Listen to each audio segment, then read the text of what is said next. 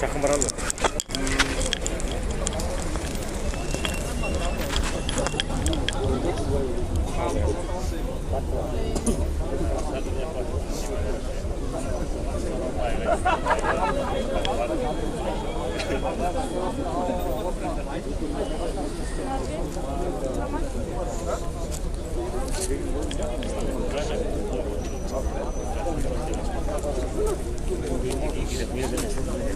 Ja.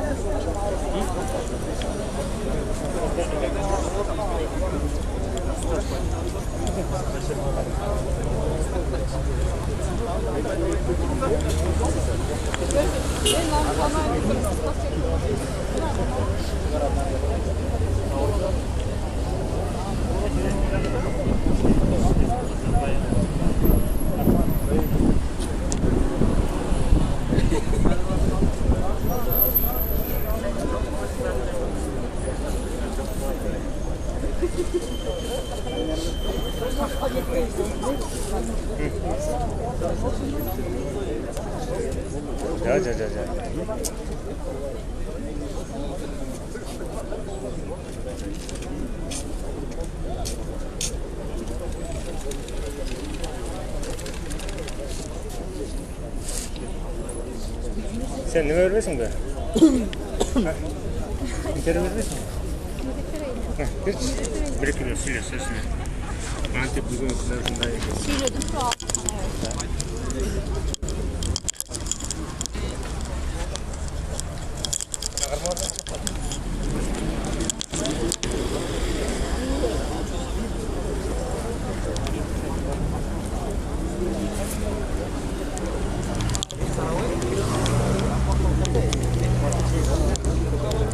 Урматтуу Facebook көрүүчүлөр, урматтуу Жети Дуандан бизди көрүп отурган кыргыз элим.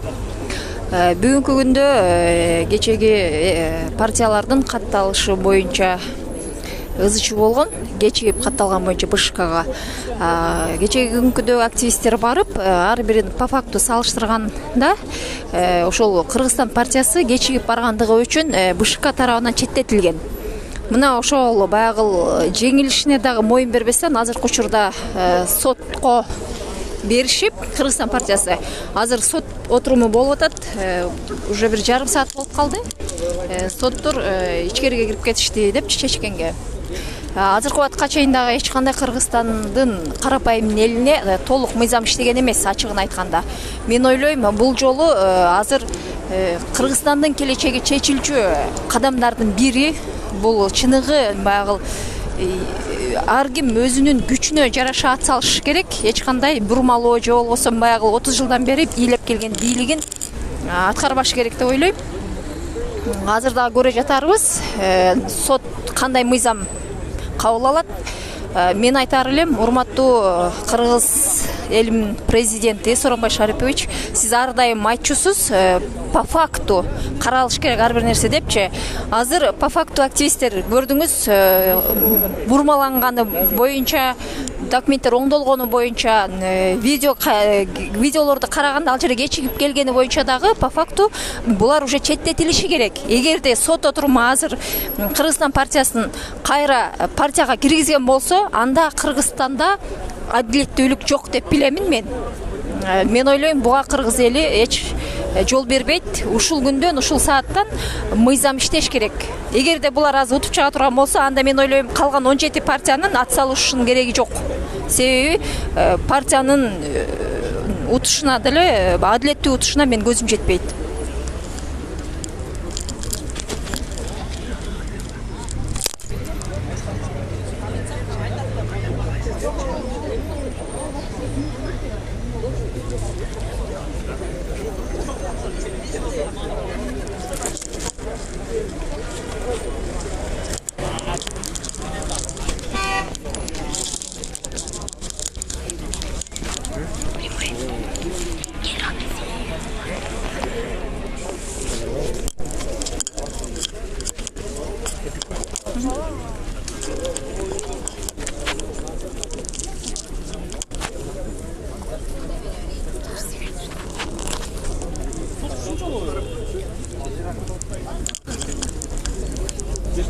Кичине сизден интервью алгым келет. Штатта балдар өзүн тазалап тур. Тапчашындайсыз. Ажылдай Тухунов, азыркы мына болуп аткан мына сот отургунду кандай чечилет деп ойлойсуз? Эми бул жерденчи Венера менин оюмча, жеке көз карашым боюнча 24-ндө БШК эл тарапка чечип бербеди. Эми ошонун бир максаты, бир мындай метод давления бул эл келип чыкты да, активисттер, силерде болгон активисттердин күчү менен. Эми мында дагы могу жерге келген кыргыз эл жалпы ошо сотко бийлик тараптан, өкмөт тараптан, партиялар тараптан басым болбош үчүн эл келип сотту колдоп берип атат. Ошондуктан мен толук 100% ишенем, элдин колдоосу менен биздин сот өкүлдөрү эл тарапка чечип берет деп. Азыр эми ар кандай болуп калышы мүмкүн да. Балким сот буларды партияга кайра кире турган кылып, булардын немеси чечиле турган болсо, анда прогноз кандай болуп калышы мүмкүн?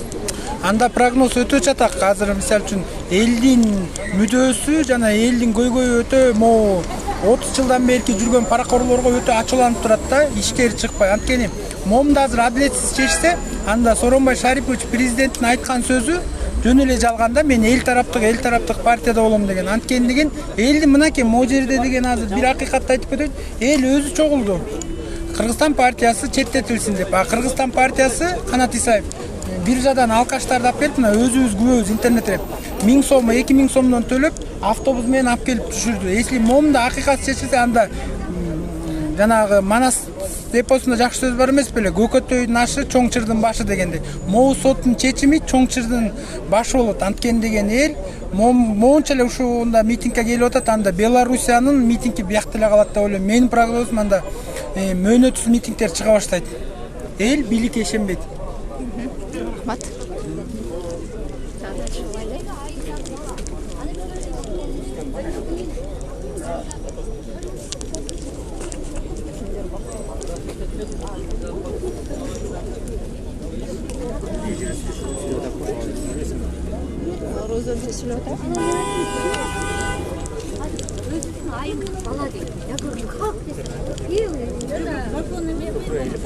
Не знаю, арабтар мондай автомат менен жүрөт, ошон айтат, Өлем не болуп кетти?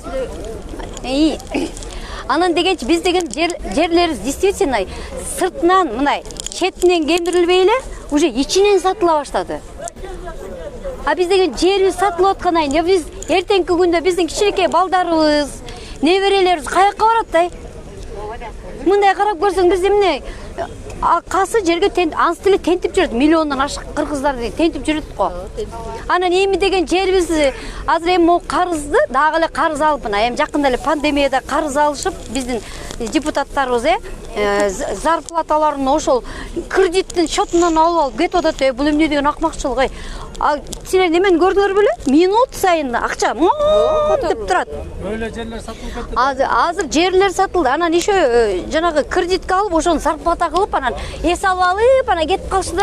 Эл кырылып атат андан кийинчи. Это что такое? 200 тысячтан алып, Элди карабай эле кетпеди. Депутат касы арына 200 миң алат. Когда пенсионер 2000 сомов получает, 2000 сом. А бул эмне деген ни в какие рамки не лезет. Вообще мен азыр мында кырып калсам, бакыш элдичи, азыр биздин могу коррупционерлерибиз бети жоктур. Булар деген бизди элди кол кылып алган. Кол кылып алган. Коррупционерлерди элдер аябай жакшы көрөт болуш керек Билет да. Закон буларга иштеп аткандан кийин эмне кылабыз? Мисалга, азыр биздин закон бүтүндөй ошол коррупционерлерге иштейт. Коррупционерлер мыйзамдын үстүндө жашайт да. Мыйзам жок, мыйзам коррупционерлерге иштейт. Если мындай алып көргөндөчү, анткени элге иштесе, биз азыр мына жерде турат белек кана. Биз кимди колдоп келип атабыз, мисалга биз эмнеге келдик берге? Мыйзамды колдоп ошо мыйзамды, ошол иштебеген Мыйзамды кана ошону аткарабыз экен. Аткарабы эми азыр чечилет, билет, азыр чечилет. Азыр ошо чечилет. Ушул жерден билсек болот эми. аткарыш керек. буюрса мына бизде мыктылар чыгып атат азыр, мына Кыргызда мыкты жигиттер, эл үчүн, жер үчүн, балдардын келечеги үчүн деген биздин мына эр азаматтар, эркектер, мына баарыга супсул болуп турасыңар. Анан немеде силер чыгып Ушул жерде турган эркектер, жигиттердин баары тыйын алып келиштиби же жөн эле келиштиби? Эч тыйын кайдагы тыйын? Нече келиштиби булар бу жерге? Булар деген адилет ба, мыйзамды мындайча айтканда мыйзам иштейби, иштебейби азыр мына билинет. Ооба, туура ушул жерден билинет. Ушул жерден билинет. Кыргыз элинин баары күтүп атат да, карапайым элдин баары күтүп атат болуш керек э? Кыргызстан эмес эле бүт дүйнө жүзүндө кыргыздар күтүп атат азыр могу нерсеничи. Могу жерде азыр эмне болуп кетет, азыр ушундан бүт баары билинет да. Алар эми дагы бузуп салбаса болду эми. Ооба. Мыйзам иштейби, иштебейби ушул жерде. Эгерде азыр сот отуруму мына Кыргызстан партиясынын тарабына чечип койгон болсо, анда партиялар ат салышканга барыш керекпи же баарыбыз отказ беришибиз керекпи? Адилеттүү болобу? Ушу азыр айтмайын, жооп бербей кое турайынчы. Азыр биякта эмне чечим болот, ошого жараша эл кыймылдайт. Бирок азыр эл пандемиядан кийин ойгонду. Керек болсо кичинекей балдар билет азыр. Эмне болуп атканыбызды. Туурабы? Эл мындай болуп калат. Элди 30 жылдан бери алдап атышат да. Анан бүгүн дагы эл бизди алдайт деп күтүп атышат да. Анан байкуш карапайым эл баары телефондо, телевизордо, радиодочу эл күтүп атат. Баягылар келип бизди дагы алдашат го, чечим туура эмес болуп калат го деп күтүп атышат. Анан эгер бүгүн чечим туура эмес болсо, ошого жараша дагы кадамдар шайлоодо болот да, анткени элдин ишенимин булар өлтүрөт да дагычы. Эми бул ар жерде, ар мамлекетте сот деген бул адилеттүүлүктү билгизет да. Бүт эл жакшысы да, жаманы да ошол жерге келет да, адилеттүүлүк табабыз депчи. Анан мына жерде карапайым эл баары күтүп атат ушу. Биздин мамлекеттин соттору туура чечим алабы депчи. Эгер ала албай калса анда эл дагы билебиз да, туура эмес болуп калат. Бүт эл нааразы болот. Нааразычылык Ушул убакытка чейин сот чечимдери жөнөкөй карапайым элдерге иштеген эмес да, сөзсүз жыгылуулар болуп, бийлик өкүлдөрүнө сөзсүз иштеп келген. Эгерде азыр бүгүнкү күндөн баштап БШКнын чыгарган Кыргызстанды четтетип койбоду. Эгерде ушул нерсени муну азыр сот чечими туура кабыл алган болсо, мен ойлойм 30 жылдан бери иштебеген сот чечими бүгүнкү күндөн, бүгүнкү сааттан баштап иштети деп биз сүйүнө берсек боло берет деп ойлойм да. Эң туура. Биз эмнени айткыбыз келет? Мына могу жерде элдин уулдары келди. Эч жерде иштебеген, бирөөнүн алдында иштебеген, бүт ошо адилеттүүлүктү гана көздөп келишти. Ошол жерде чындык болобу деп мына эртеден кечке кезерип, ачка тыйындары жок болсо да мына көбүсүн меники да курсак ачты, пирожки жейлбей турабыз да, кетип калсак туура эмес чечим болуп калабы дечи. Мына баарыбыз мына бир сом акча жок эле ошол жерде турабыз. Чындык үчүн турабыз да, элдин келечеги деп ошол жерде мына эжелерибиз дагы, байкелерибиз, инелерибиз да ар бирөөнүн үйүндө туугандары, эне атасы баары күтүп турат. Чындык болобу же чындыкты эмес чечим болуп калабы депчи. Мен сизге бере турган суроого алдын ала жооп берип койдуңуз. Себеби азыр ушул жерде эле интервью берип атканда Кыргызстан партиясынын өкүлдөрүнүн бирөө сүйлөп жооп берип атты, интервью берипчи.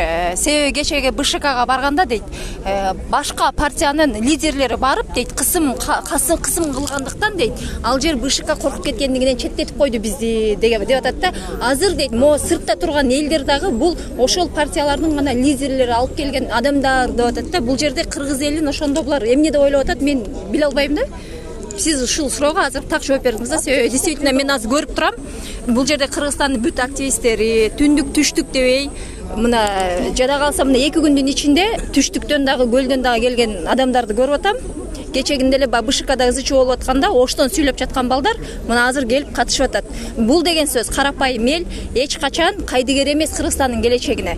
Ошон үчүн мен азыркы Кыргызстан партиясынын өкүлүнө ушуну жооп катары айтар элем да. Кечирип коюңуздар, бул жерде 7 дубандан келген кыргыздын жигиттери, мындай болгон энелерибиз, неберелердин, балдарынын келечегин кайдыгер карабастан келип отурабыз. Мен ойлойм, сот өкүлдөрү дагы азыр карап отурушат. Себеби 30 жыл баштагыдай мобилдештирилген заман эмес, бири-бирибизге кат жазып жөнөткөн заман эмес. Азыр ар бирибизде интернет бар. Бар жогу адилеттүү болуш керек. Болбогонго жол жок. Кечирип коюңуздар, азыр бар жогу карапайым калк жайлоодо жаткан адам дагы бар жогун көрүп турат. Бул нерсени эч кандай сиздер жаба албайсыздар деп ойлойм. Эң туура. Жашасын Кыргызстан. Биздин оюбуз да, карапайым эл ар дайым мыйзамды сыйлап келген да. Карапайым элге баарыбыз эле билебиз, мыйзам иштеп келген да. Андан эми мына бүт кыргыз эли көрдүк. Кыргызстанда жашаган элдер, улуттардын баары көрдү. Өзлөрү эми мына канча 1 айдан бери 2 айдан бери даярданып келип турган 2 мүнөт өткөзүп турган мыйзамды бузушту да, баарыбыз көрдүк. Ошо акыйкат болбогон үчүн ушул жерде турабыз. Анан мен ушул кыргыз элибизгечи мен ушу кыргыз болуп төрөлгөнүмө сыймыктанам.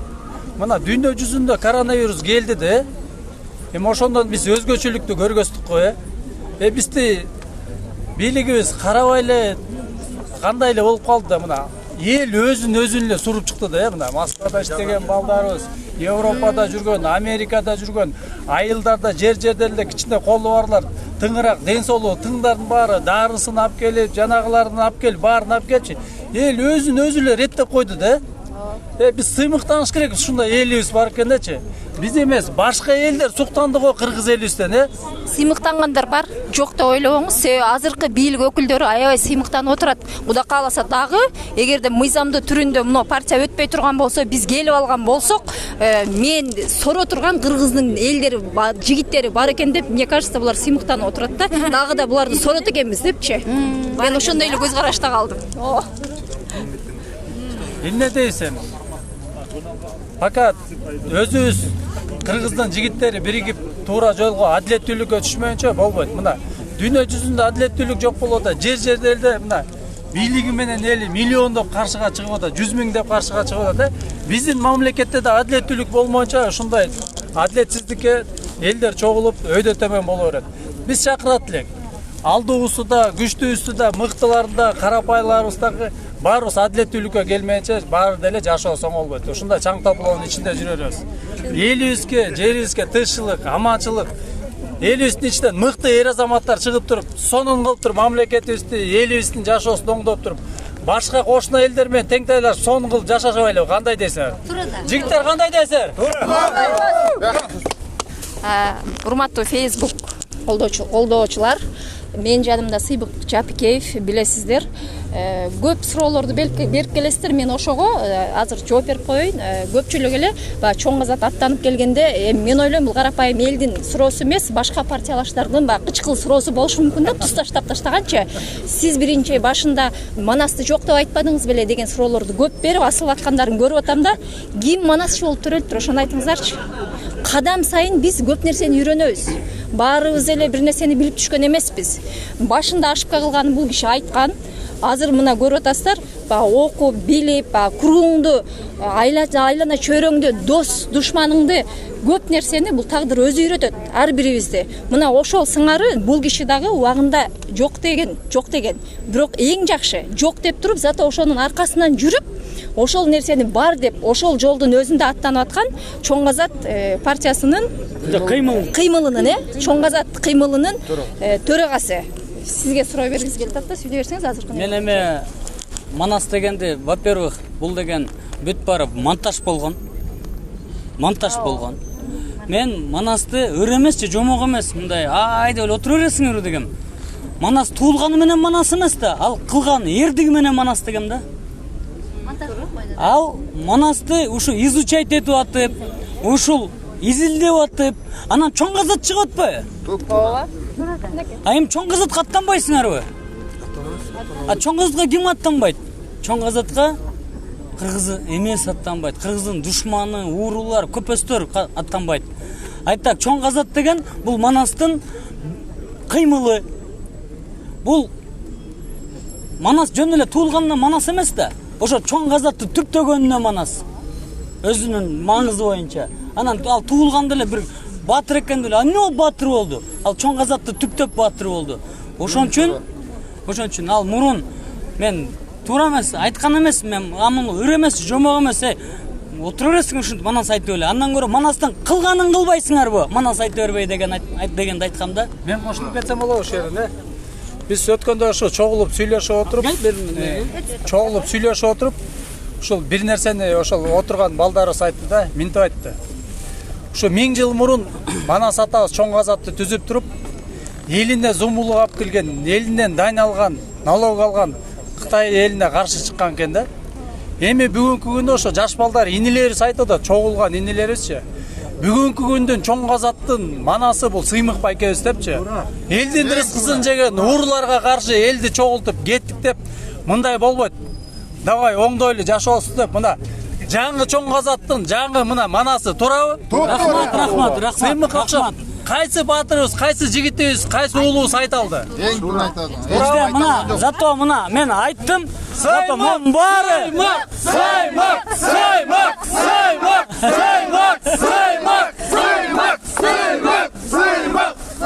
Рахмат. Алтындарым, барыбыз карапайым адамдарбыз да. Биз бири-бирибиздин укугубузду коргойбайбыз жалгыздан. Чогулса коргойбуз. Мисалы Африкада деле билесиңерби, бир буйвалды бир лев бир кармап жеп алышат. Буйвалдын баары кайра келип, левти жөн эле алып кочпайбы? Ошон үчүн mo буйвалдар чогуу бир болуп атканда биз да бир болушубуз керек. Это закон природы. Анан азыр мына 4 сааттан бери чечим чыкпайт. Эмне атайын элди мындай күтсүн деп атабы? Бул эмнеге ушу соттор элге эме кылып мындай элди карабайт? Элди да караш керек да. Муну азыр мына БШКны бекемдеп койду да партиялардын башында чечим чыгарганын ар бирине калыс карасын деп туурабы? БШК бул партияны уже четтетти. Андан кийин ушул сот болушу абзел беле? Анда эмне себептен БШК кылып коюп койду? Туурабы? Конституция боюнча ар бир органдын чечими сот менен мындай каралсын деген да. Негерде ар бир органдын айыл өкмөт болобу, БШК болобу, президенттин дагы указын абжалды этсе болот. Өзүчү. Любой нормативный акт, любой нерсени чечимди абжалды этсе болот. Жазуу боюнча ушундай да, иш жүзүнө келгенде кандай болбой калат? Эми иш жүзүнө келгенде биздики такыр иш жүзүндөгүдөй турмушта эмеспиз да. Бийлик өзүнчө. Туура. Карапайым эл жер менен эл экиге бөлүнгөн. Чортамандар, анан олигархтар деп. Мынакта чортамандар эле турабыз. Багы Мындай айтканда, бийлик карапайым эле до конца турабыз дегендер эле турат мынакта. Эч кимисин акча берилген жок мынактан. бирок ошону бийлик билип койсо да, чортамандар идея үчүн эле келдик, акыйкат үчүн келдик, адилеттүүлүк үчүн келдик. Мисал Кыргызстанды мен жаман көрүп келген жокмун. Ушунун эле ордунда биримдик болсо бийликтин партиясына карабай келмекпиз. Мисал айтам. Любой партия болсун келмекпиз. Мындай болбойт. Бардык партиялар бирдей шарт менен аттансын, анан ат чабышка чыксын. Туура, бизде баягы эркекче деген сөз бар го. Мындайча айтканда, ошондой кадамдарга азыр дагы ар бир партияга эскертүү болсун бул жолдор. Мындан кийин дагы бузуу болушу мүмкүн да партия ичиндечи. Ошондуктан ар бириңиздерди тартипти сактаганга чакырамын. Сиздерге ушул кадамдар ар бир партияга, кетип аткан партияларга сабак болсун. Эртеңки күнү биз дагы ызылдап чыкпайлы баарыбыз. Ооба, рахмат. Рахмат сизге да.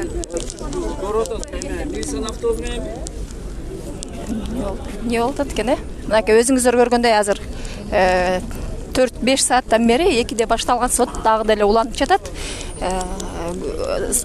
Билбейм бийлик жактан кандай чечимдер жана кандай ойлор болуп атат. Саат өткөн сайын элдер көбөйүп келип атышат. Азайып аткан жери жок. Азыр 5-6дан кийин дагы бүт жумуштан чыгып, мен ойлойм бул жерде дагы акыйкаттыкты күткөн элдер дагы көбөйөт деп ойлойм. Чыныгы мекенчил жигитибиз ар дайым акыйкаттыкты сүйгөн, анча-мынча губернаторлорду ордуна койгон бала деп билебиз биз. Ушул боюнча дагы силердин ой максатыңыз? Биз дагы үйдө кайдыгер отура алган жокпуз. Ошондуктан ушул сот имаратынын астына акыйкат издеп, акыйкат күтүп келдик. Жеке мен дагы Борбордук шайлоо комиссиясынын 11 мүчөсүнүн чечимин сыйлаймын. Туура деп ошол чечимди эсептеймин. Ошол жерден бир эле мүчөсү каршы чыкты. 11 мүчөсү Кыргызстан саясий партиясы мыйзам бузуп шайлоого ушинтип аттанбай жатат деп чечим чыгарды. Мен дагы азыр ойлойм да, соттор дагы ошолордун чечимин сыйлап, акыйкат туура чечим чыгарат деп. Ошону күтүп мынакей турамын. Кудай буйрса деп. Бирок соттор жана совещательный бөлүмгө 1 саат болду кирип кеткенине.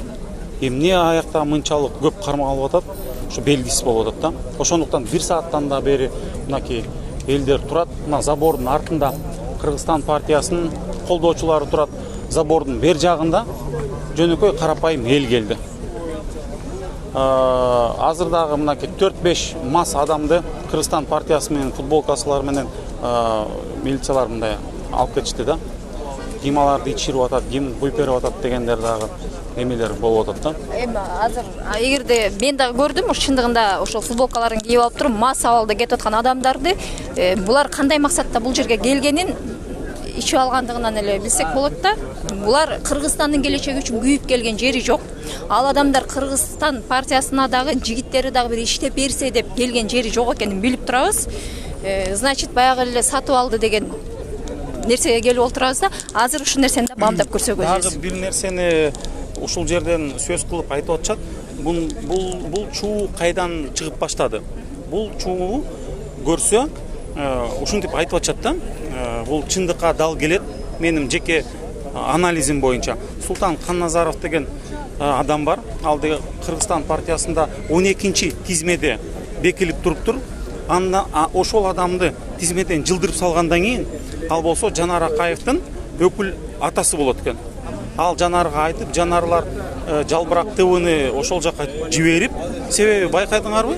БШК сот саат 6-да эшик жабылсын деди. Ошол жерде эме Жалбырак ТВ ошол жерде турду.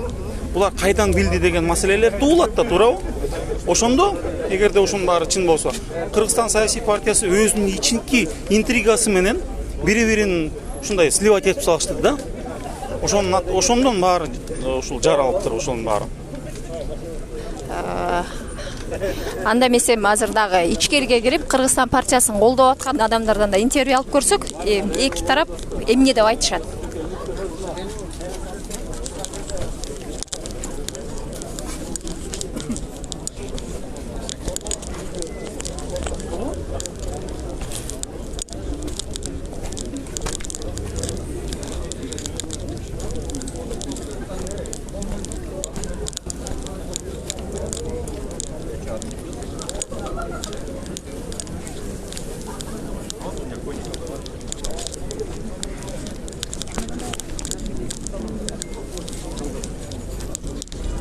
Өзүңүздөр көргөндөй жаш жигиттер аябай көп экен бул жерде.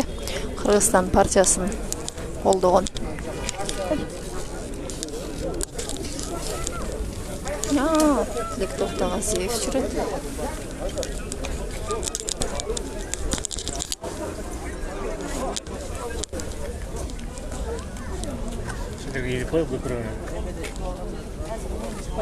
Кыргызстан партиясынын колдоочуларына да сойгун келип атат.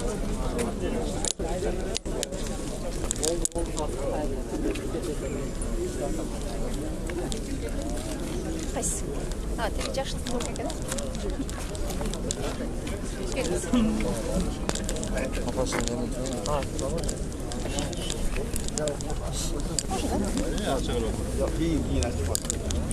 Саламатсыздарбы? Эми азыркы болуп аткан нерсе боюнча футболкаңыздан билип отурабыз. Кыргызстан партиясын колдоп келген адам экенсиз. Кандай чечимди күтүп атасыздар? Акыйкат чечим күтүп атабыз. Партия катышыш керек. Акыйкат чечим деп айтып атасыз да. Бирок по факту видеолордон баягы списоктор оңолгон жерлердин дагы активисттер барып ошону по факту кармабадыбы? Ага кандай деп ойлойсуз? Ал претензия болсо ЦИКке коюш керек да. Саат 16-да эшик жабык туруш керек. Биз 18-де. Биз жетишпей калсак, анда сыртта калып калмакпыз. Биздин документтерибиз өтүп, кайра эртеси кайтарылып атпайбы? Мына сотко кетип атат. Значит, нарушение жок. Нарушение. Бир мүнөт шоу кылышты. Нарушение жок деп айтып атасыз, кайра эле ошого карама каршы айтып атасыз да, 6-да уже жабылыш керек эле. Закон боюнча бул 6-да жабылыш керек деп айтылган да, туурабы? Значит, сиздерден дагы нарушение, ЦИКтан дагы нарушение кетти деп айтсак болобу? Бизде нарушение жок. Анда кимде нарушение? 6-да жакпай койгон ЦИКтерде нарушение барбы? Бар.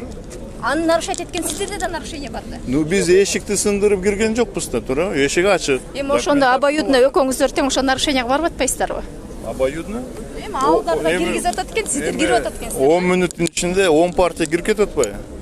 Алар эми 6-га чейин деп көрсөтүп атат. Эми конечно соттун чечиминде кандай чечим кабыл алат көрөбүз. Бирок ошо акыйкат дегениңизге жооп кылып айттым да, акыйкат алар 6-да жаппай койду.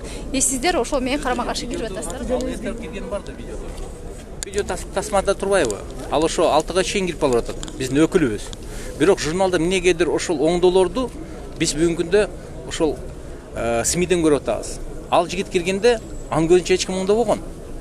Аны жазган, аны караса оңдоп атат. Бул жерде эми билбейм, эмне кандай. Сиздердин өкүлүңүздөр жигит адам болгон, туурабы? Бирок журналда караганда ал жерге аял адамдын колу коюлуп туруп, еще почерк коюлбай атат го.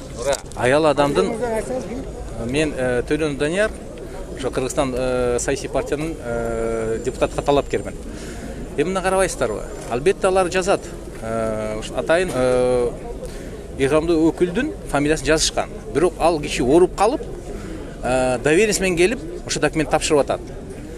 Доверенность деген институт эч ким жокко чыгарбаган. Мыйзам боюнча. Экинчиден 7 бөлүктөн турат. Кайсы мезгилде ЦИК отказ берет деп. Бирок бир дагы ошо 7 бөлүктөн биздин бүгүнкү кылган иш аракеттерибиз дал келбей атат. Ошондуктан мен ойлойм, ЦИК бүгүнкү күндө мыйзам бузуу менен бизге документтер кайтарып берип атат. Анда булар албаш керек эле ал документтерди. Эмне үчүн алды? Ошол күнү түнү ЦИКтин өкүлдөрү официалдуу түрдө телевидениеде айтып атат. Ооба, Кыргызстан партиясы алып келген документтер биз кабыл алганбыз деп атат. Эми кеч калды деп айтып атат. То есть эки тараптуу болуп атат да, так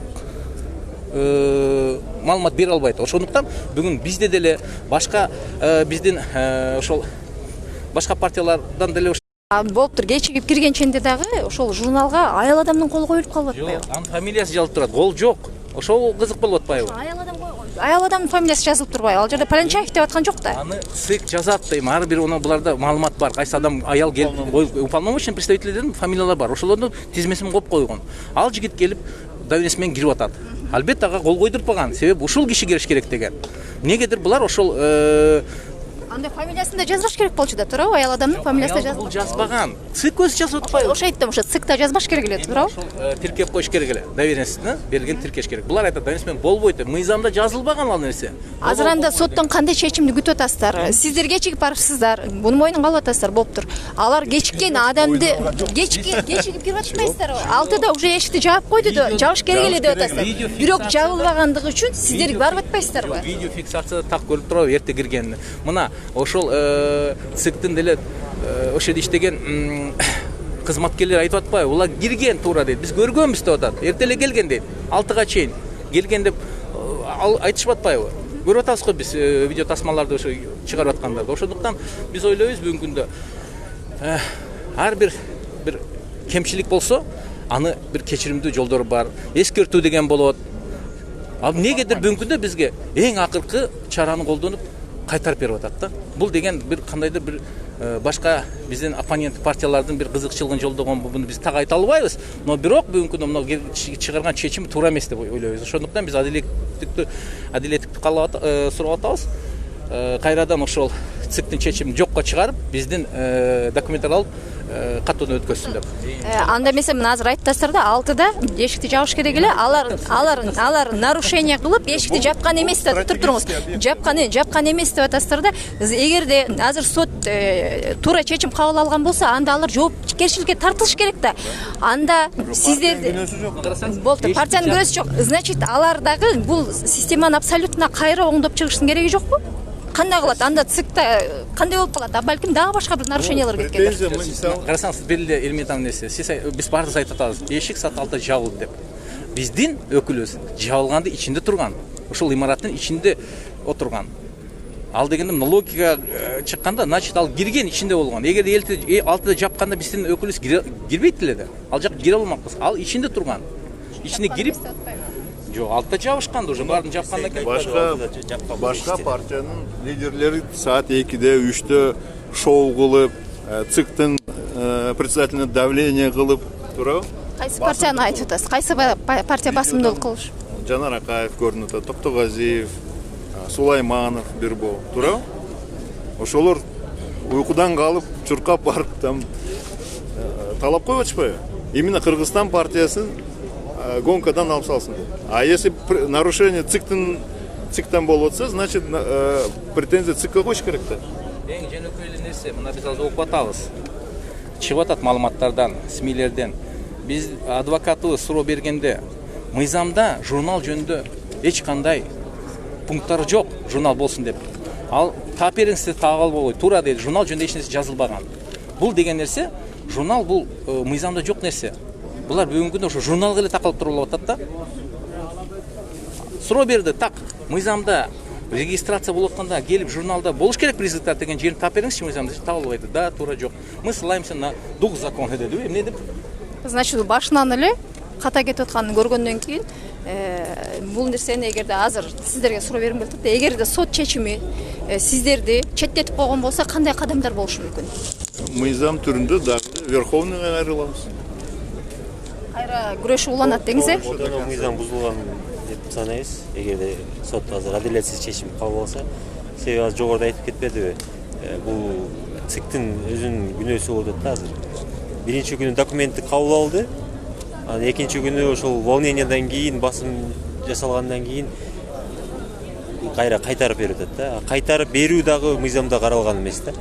Бул либо отказ кылыш керек эле, либо уже кабыл алыш керек. Башка партиядан Эми азыр ЦИК ошол сиздер айтып аткандай катаны өзү кылып аткан болсо, анда эмесе аларга дагы баягындай чара көрүлүш керекпи? Башчылары балким бар жок нерсе кайра башынан болушу мүмкүн эмеспи? Эгерде силердин айткандай ошол акыйкатчылык орной турган болсо. Эми мындайда Силерди ордуңарга коюп коюп эле кайра баягы иш жумуш продолжение боло бериш керекпи?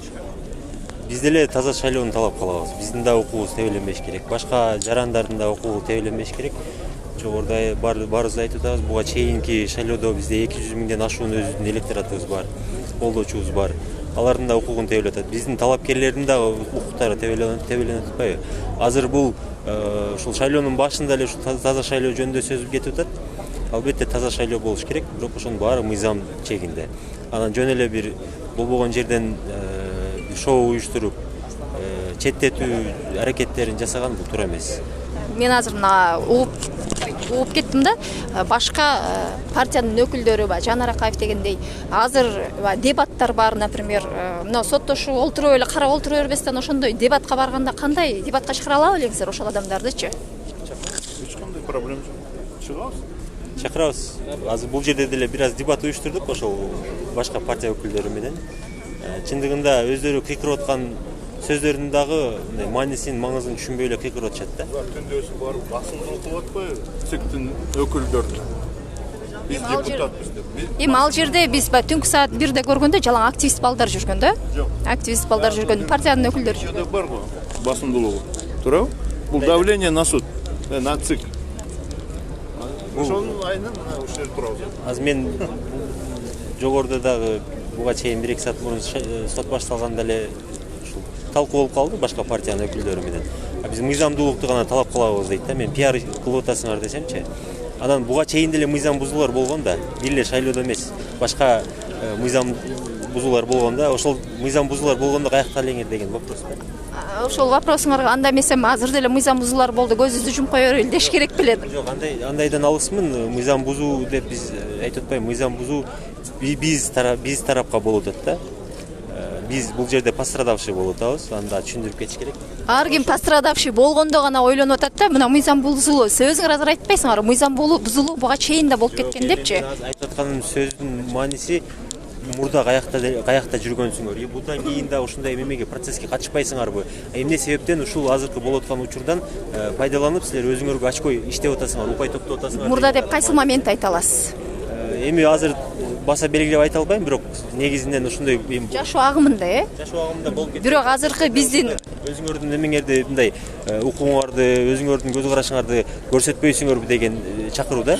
Буга чейинки болуп аткан ушундай немелерде жок жүрдү да, аны эми шайлоо башталды, саясат оюндары башталганда эле жанагы шайтан оюндары деп койбойбу, ошону колдонуп атышат да.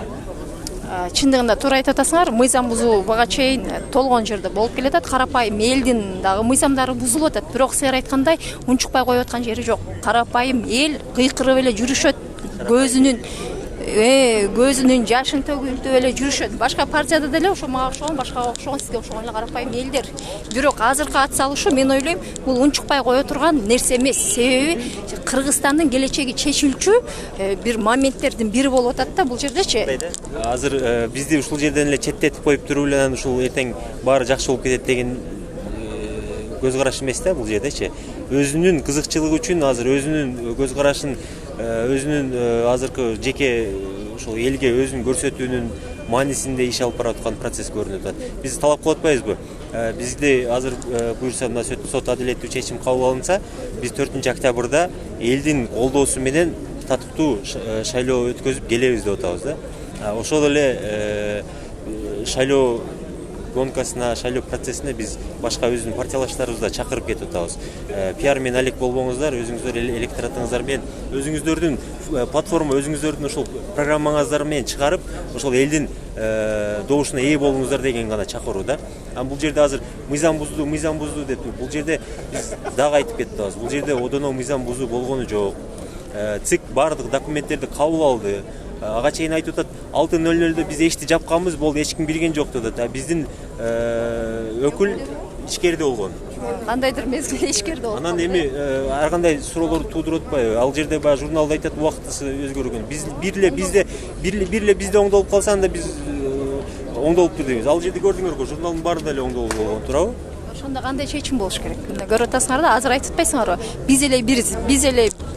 Биз оңдолгон жокпуз, башкалардан болуп атат депчи. Значит, бул партиянын башында эле одоно бузуулар болуп атат да. Азыр сиздер ошону билип туруп, мынтип айтып атасыздар, азыр бизди киргизип койсо анда биз ат салышат элек депчи. Жок, бул уже мыйзам бузулду. Биз адилеттүү чечимди талап кылып атабыз. Адилеттүү чечим сиздерди азыр өткөзүп коюшу керек да, туурабы? Адилеттүү чечим. Бул жерден мыйзамдуу жол менен гана келебиз. Бизди жөн эле киргизип коюңуздар же башка деген немеден алыспыз биз. Азыр айтып атпайбы, биз бул бийликтин партиясы же тияк бияк деген сөздөр болуп, бирок өзүңүздөр күбө болуп атасыздар. БШК мыйзамдуу же мыйзамсыз эмеспи? Азыр сот аныктайт, сот чечим кабыл алат. Азыр мына пиар менен алек болуп аткан партиялар деп именно баса белгилеп айта аласызбы? Себеби мен көргөндөн бул жерде ат салышып аткан 17 партиянын өкүлдөрүнүн баары жүрөт да. Мен баарын көрүп атам. Эми бул ат салышууга кетип аткандан кийин сөзсүз аларда кызыктар болот да. Чындыгында мыйзамдуу кетип атабы же мыйзамсыз болуп атабы? Алар деле соттун чечимин күтүп отурат. Алар деле болду, булар абсолютно бузду деп 100% азыр эч ким айта албайт. Бирок по факту кечеги активисттер барып кармаган боюнча алар мыйзам бузуулар болгон деп атат. Азыр мына өзүңүздөр күбө болсоңуздар, бул жерде партиялардан жүрбөйбү?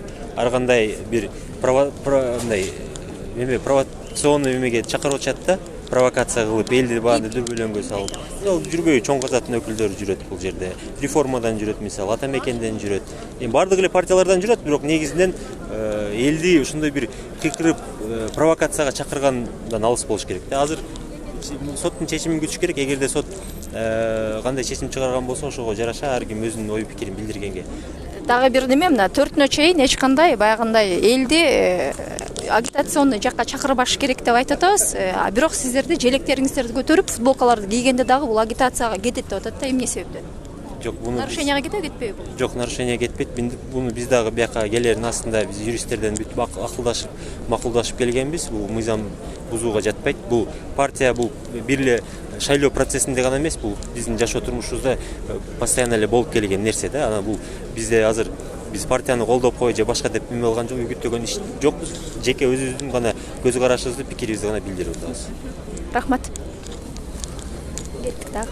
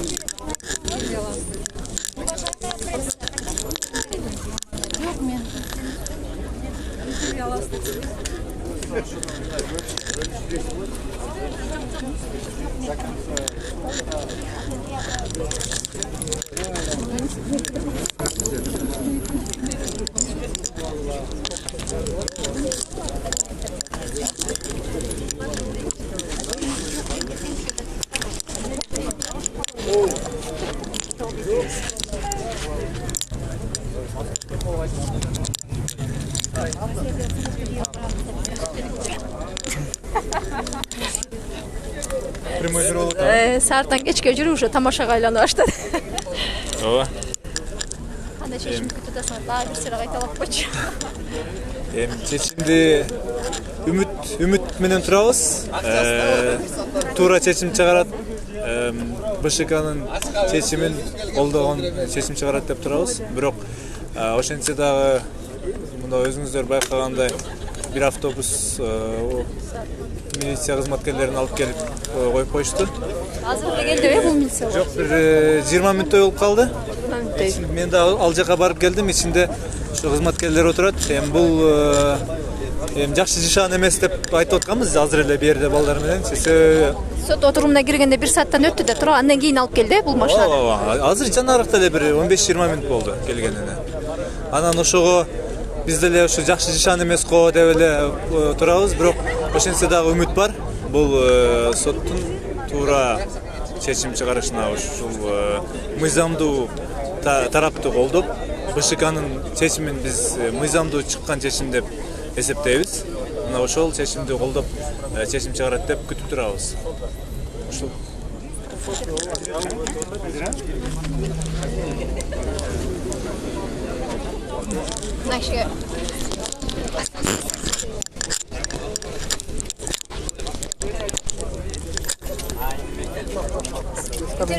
Жок. Эмне кызыкчылыктар менен келдик?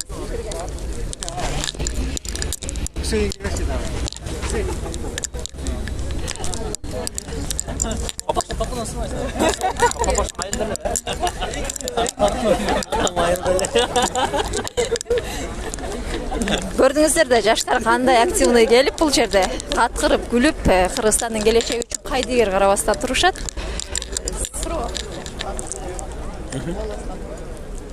Боюнча, ошол биз сот жыйынтыгын күтүп атабыз азыр, эч мана ичпей эле. Анткени биз билебиз, мыйзамдуулук үчүн күрөшөбүз, анан бизде мындай эч мындай агрессивдүү эч ой жок. Эгер туура эмес чечим чыкса дагы биз мындан арда күрөшөбүз алдыга.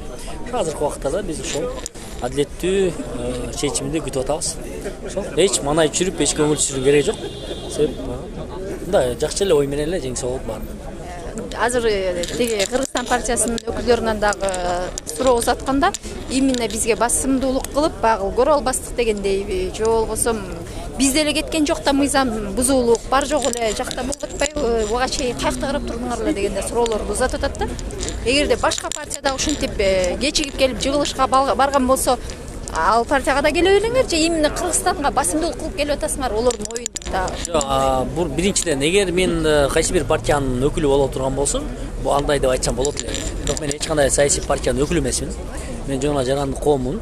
Ошон үчүн бул жерде азыр башка керек болсо башка саясий партияларга да ушундай болсо мен келет элем. Бирок өкүнүчтүү биз билебиз да, Кыргызстан партиясында эмне үчүн ушундай процедуралар болуп атканын. Эгер ошол эле Мекенчилик партиясы, ошол эле башка оппозициялык балким Чоң Казак партиясы ушундай бир кылмышты буза турган болсо, анда бат эле алардын жолун таап шайлоодон чететип коймок да. Бирок азыр болсо бул ошо олигархтардын, ошо бийликчил партиянын ушундай нерселер эл көзөмөл кылган үчүн турат, ушундай процесстер болуп атат да. негизинен ушундай алар болсо булар көнүп алышкан да каалаган убакта келебиз, каалаган убакта беребиз депчи. Басым болгон жок. Чын-чынында башка партия болсо да, мыйзам бузуулар болсо биз күрөшөбүз. Бул эле эмес азыр мекеним Кыргызстан жана биримдик партиясынын да мыйзам бузууларын байкы көрүп атабыз. Алар боюнча да биз албетте күрөш жүргүзөбүз. Бул абдан маанилүү. Значит, ал кийинки азыркы мекеним Кыргызстан партиялары мыйзам бузган дагы азыр булар дагы айтып атат, башка да партиялар мыйзам бузган деп. Алар да четте калбастан өзүнүн долясын алат. Өзүнүн жаза бардыгы өзүнүн жазасын алат, анткени бардыгы эч жакта четте калбайт. Бул абдан маанилүү. Кыскасы бирөө мындай мыйзам алдында бирдей мүмкүнчүлүк, бирдей атаандаштык алыш керек, жооп берет баардыгы. Рахмат. 2 саатка созулган сот отуруму элдин баарын чарчатып койгон жок. Элдер азайып да кеткен жок. Наоборот, көбөйүп келип атат. Мына баамдасаңыздар, ар тараптан келген элдердин дагы саны көбөйүп атат.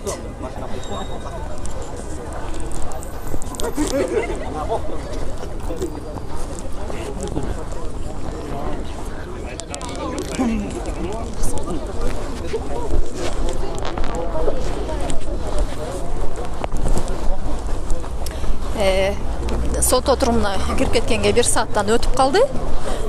Бирок ага чейин бул жерде милициялардын немеси жок болчу, автобусучу.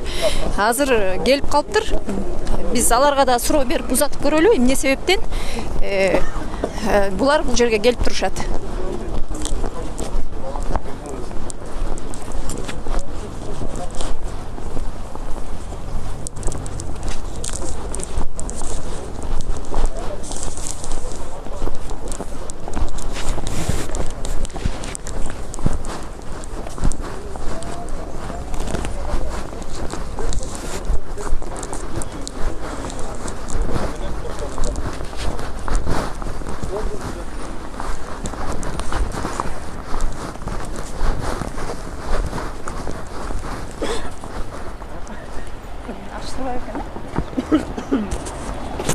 Мына бул автобус келгенине бир жарым сааттын өзү болуптур. Азыр ичкерге кирип суроо узаткыбыз келди. Эмне себептен бул күч органдарын алып келип коюшту бул жерге? Эмне максатта?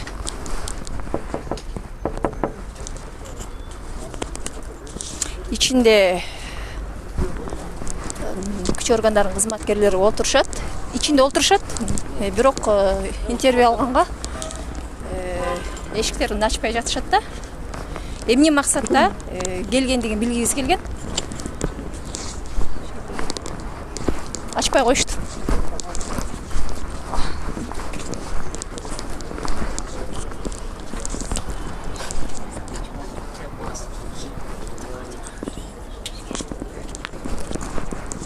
Саламатсызбы?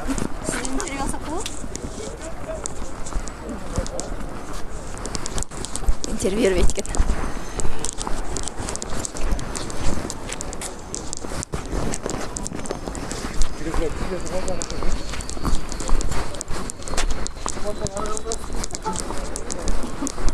Саламатсыздар балдар.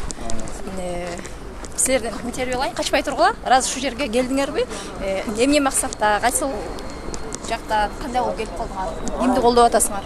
Эже мен дос балма келген болчумун. Анан ушу жерде турасыңар бул? Ого, сүйлөшүп атабыз жерине. Эч кандай азыркы сот процесси жок, жерге силер тешкер жок, э? Жок, жок.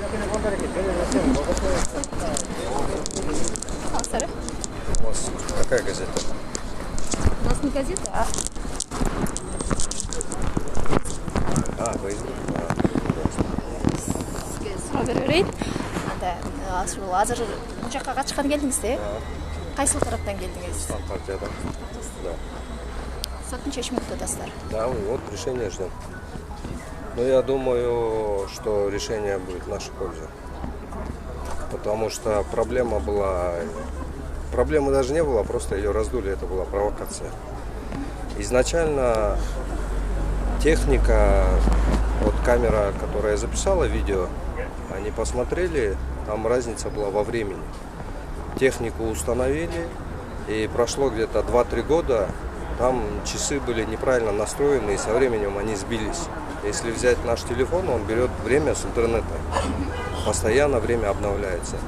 Там было несоответствие. И Тем более сотрудник ЦИК сказал, что он ровно в 6 часов спустился и закрыл дверь. Ошондо азыр сиздин айтууңуз боюнча ал жерде баягы технический сааттын убактысы толук коюлбай калган. Эми мындай суроо, бул партияга аттануу көп айлардан бери болуп атат да, көп айлардан бери даярданып атышат. Эмне себептен ЦИКтин анда силер айтып аткандай сааты ошондой болуп калыш керек. Булар өздөрү текшериш керек болчу да. Нет, то, что такая будет провокация и будут время сверять именно с видеокамер, никто об этом не думал. Я же говорю, это обычно была провокация. Это сделали партии, которые не уверены в себе. Они просто не знали уже, что делать. Атын атай аласызбы? Азыр Кыргызстан партиясынын өкүлдөрүнөн алып атсам. От партии реформа была провокация. А реформада кайсы адамдар бар? Калгандар кошулду, бирок здесь вот вы посмотрите, здесь до этого было больше народу. Азыр азайды. А жөн эле келгендер бар. Вот. Ошол азыр дебаттарга чыга аласыздар. Силер азыр ачык эле айтып атасыздар, реформа партиясы тарабынан бизге кысымдар болду деп, туурабы? Ошолор менен дебатка чыкма дайыр. Конечно. Я прямо могу это сказать. Вот.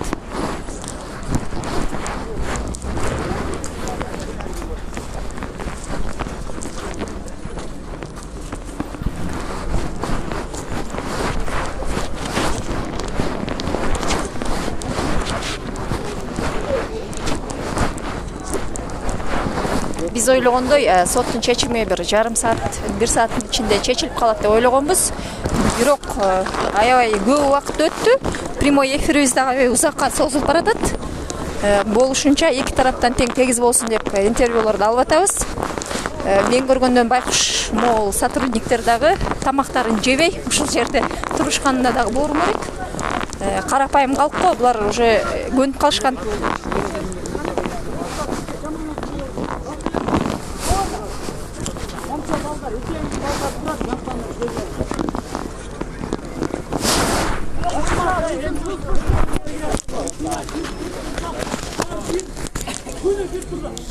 Уақытымыз кетті, ашқа олдық. Ештеңе емес бұл. 3 саат, 4 саат.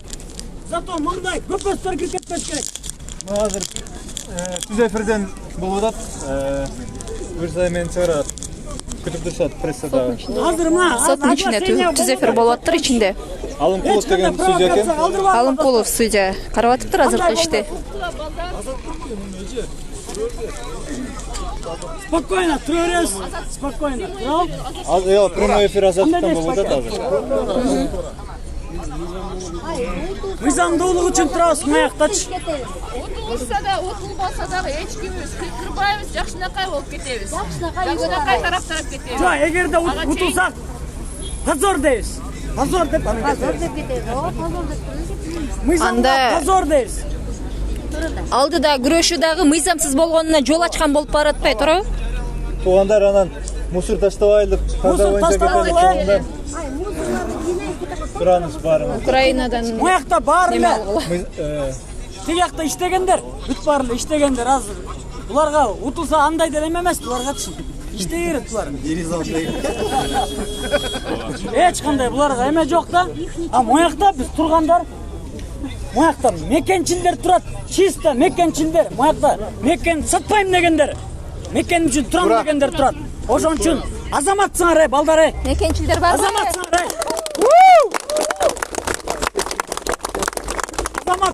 Азаматсыңар. Улан Үсейин. Gel. Sen barabam dele çertken nölvey da Mar reformada da emez, bırak reformanın reaksiya. Biz достор, бул жерде мындай мыйзамдуулук үчүн келип атканыңарга, баарыңарга ыраазычылык. Себеп дегенде башталат. Чогулла, балдар, чогуллачы. Башталат баары майдадан дейт, байкабай аны майдадан дейт. Ушул биз азыр ушул мыйзамсыздыкка жол берсек, анда демек биз билебиз шайлоо башталгандан бүткөнгө чейин мыйзамсыздык боло берет. Ошон үчүн бул жерде баардыгыбыз ошол мыйзамдуулук үчүн күрөшүшүбүз керек. Биз баягы күнү БШКга барганда да айттык. Эки нерсени талап койдук. Эгер мыйзамды буза турган болсо, Кыргызстан партиясы болобу, башка партия болобу четтетилиш керек. Эч ким карабаш керек. Экинчиси, ошого жол берип аткан БШКда жазасын алыш керек. Анан бир нерсени жакшы билишибиз керек. Мына Белоруссия деп какшап атабыз, баягыдан бери. Мыйзамдуу, ненасильственный деп коет, зордук зомбулугу жок. Акчаларды үйрөнүп атабыз. Реакцияны 3 жыл өткөрдүк. Эч бир таштаган жокпуз. Эч нерсе мыйзам бузган жокпуз. Биз мыйзам талаасында өзүбүздүн эркиндигибизди, өзүбүздүн жакшы келечек жашообузду тандап алсак болот. Ошон үчүн эч кандай провокация калтырбай, эч кандай бирөөнү жаман көрбөй, бирөөгө зыян келтирбей, биз өзүбүздүн жакшы жашообузду кура берели. Ошон үчүн достор, эч качан провокация калтырбагыла. Азыр бул жерде ар кандай нерселер болушу мүмкүн. Биз сот талаасында чечебиз. Мына азыр биз айтып атабыз. Biz юридикалык жактан да бул жакка сотко БШКны бердик. Себеп дегенде бул жакта билесиңер, бир эле нерсе менен карап атышат. Бул жанагы официальный представитель берген эмес деп. Бирок бул жерде кечигип келүү тууралуу сөз болгон жок. Андан башка мыйзам бузуулар жөнүндө айтылган жок. Биз ошолорду көрсөттүк, биз доо арызын жаздык. Эгер эртең дагы туура эмес чечим чыга турган болсо, дагы соттук процесс уланат. Биз сот мыйзам талаасында дагы жана биз айтып атабыз, эгер мыйзамсыз чечимдер ушундай башталса, мөөнөтсүз акциялар башталат. Себеп дегенде биз шайлоо схемасына демесе. Даярбызбы? Туура эмес чечим чыкса, мыйзамдык талдап күрөшкөнгө даярбызбы? Чоң рахмат. Ошон үчүн достор, бул жерде ар кайсы партиянын өкүлдөрүн көрүп атабыз, ар кайсы кыймылдын өкүлдөрүн көрүп атабыз. Ошон үчүн келгиле Кыргызстандын келечеги баарыбызга мындай бир эле өлкө, бир эле мамлекет. Ошон үчүн баарыбыз бирге аракет кылалы, дагы суранды провокацияга эч алдырбагыла. Ар кандай нерселер болушу мүмкүн. Азыр билебиз ким кайсыл тарапта. Ошон үчүн келгиле ынтымакта, биргеликте ушул өлкөбүздү мыйзамдуу жолго салып алалы. Бардык нерсе мыйзам чегинде болуш керек. 1 мүнөттө эмне чечилмеген эле деп кыйкырып атышат. Мыйзам 1 мүнөткө дагы 1 сантиметрге да жылбаш керек. Мыйзам жазылган бойдон иштеш керек. Биз ошону талап кылышыбыз керек. Ошон үчүн барып келгениңерге чоң рахмат. Баарыбыз келгиле мыйзам үчүн күрөшөбүз.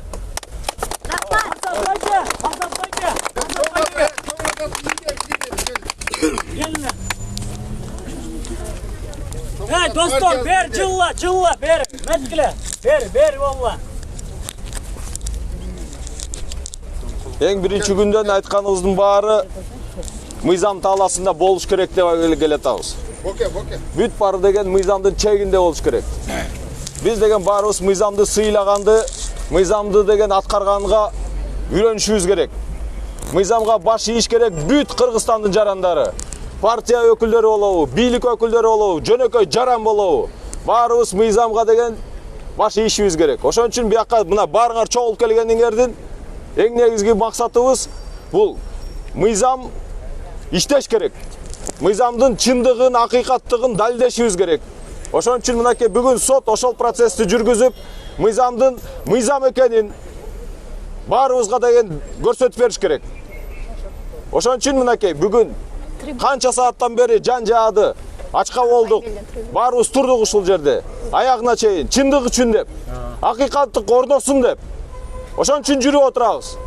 Биз деген саясат талаасында, мыйзамдын чегинде өзүбүздүн ишибизди жасап атабыз. Биз деген саясат талаасында жаңы кырдаалды жаратып атабыз. Буга чейинки болгон 2 революциядан жыйынтыкты баарыбыз чыгардык. Ошон үчүн мынакей мыйзамдын чегинде өзгөрүүлөрдү жасаш керек. Ошон үчүн шайлоого баарыбыз аттандык. Мынакей бүгүн бияка чогулган канча партиялардын өкүлдөрү баарыбыз турабыз. Шайлоо менен мекендин тагдыры чечилиш керек. Бирок ошол шайлоо таза өтүш керек. Ошол шайлоого деген акчасы барлар менен акчасы жоктордун да бирдей укугу болуш керек. Акчасы жоктордун да укугу бар. Баарыбыз бул мамлекеттин жарандарыбыз, баарыбыз кыргыздарбыз. Баарыбыз кыргыз мамлекеттин жарандарыбыз. Акчаңар барбы, жокпу? Ошол маселе боюнча баарыбыз бияка жыйналып отурабыз. Акчабыз жок болсо биз эмне адам эмес бекенбизби? Эмне биздин үйүнүбүз жок бекен? Бизге болсо баары айтып атат. Акчаңар жок, эмнеге шайлоого чыгасыңар деп. Биз болсо айтып атабыз. Тыйыны жок деген шайлоого чыгышыбыз керек. Анткени эл көрүш керек.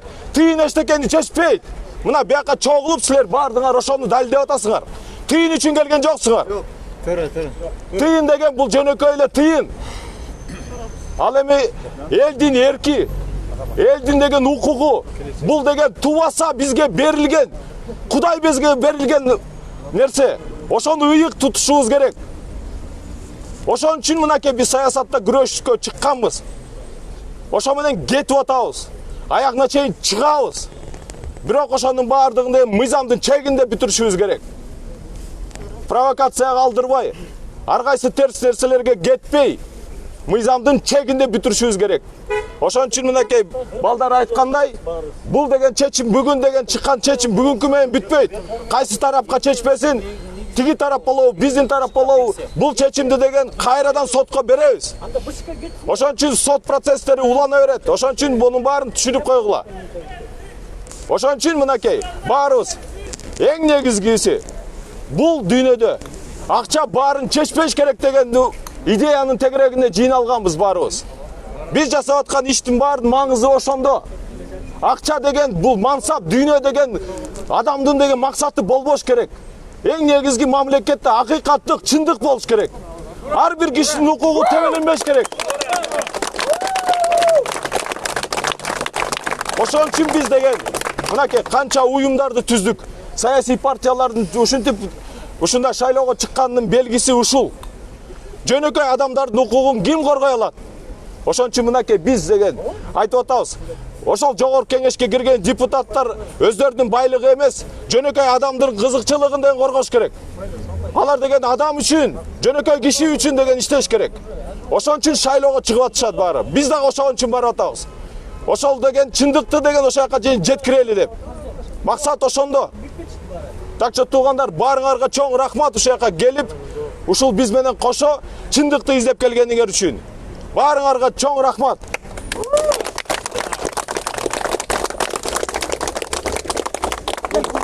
Улуу Кыргызстан партиясынын төрагасы Азамат Мусакеевке сөз.